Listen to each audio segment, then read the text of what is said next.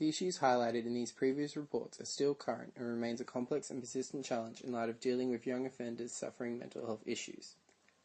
Identifying cognitive and mental health impairments in young people can pose a particularly difficult challenge.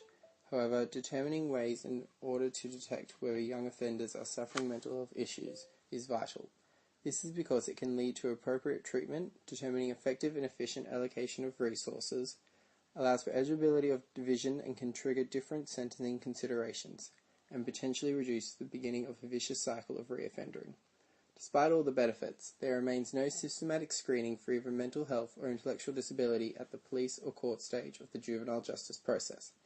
In considering possible reasons for this omission, evidence points to a general reluctance to diagnose due to age, often the limited availability of medical history, and the fact that a young person's brain may still be developing, with some mental health problems only fully emerging in late adolescence.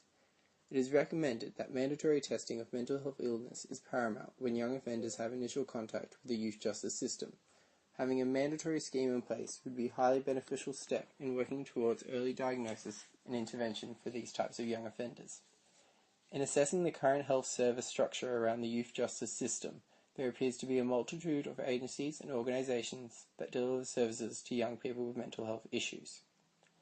There are currently various implementations in place to assist in addressing mental health issues at the early intervention stage prior to offences taking place.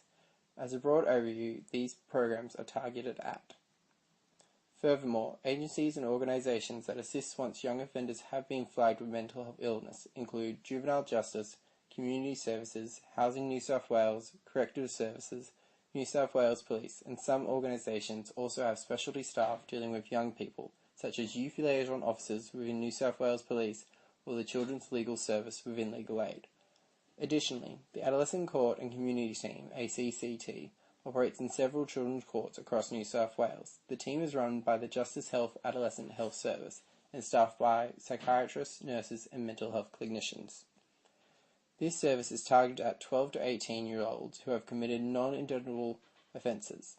The team provides community-based assessment and court liaison services. Additionally, a children's court magistrate has the power to order a clinical assessment of a young person by the Children's Court Clinic. Furthermore, a young person's legal representation may also arrange psychological or psychiatric assessment. However, only those young people displaying obvious signs of cognitive, intellectual disability or mental illness will be referred for assessment. This can present the problem of young offenders suffering from mental illness slipping through the cracks when they don't display obvious signs of suffering.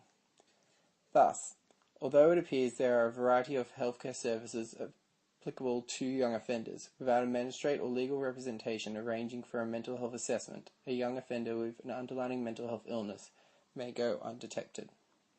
On the other hand, serious crimes committed by young offenders that can result in incurring sentences of detention or imprisonment necessitates a court to order a background report on the young offender before sentencing. This report involves a mental health assessment. Juvenile Justice and Justice Health assess treat young people with mental health illness in custody and in the community. The collaborative effect sees young offenders who have been admitted into a juvenile justice centre undergoing a screening process to identify mental health, suicide, self-harm, and drug-related risks. As a result of this assessment, intervention or referral for counselling and medical assistance may occur.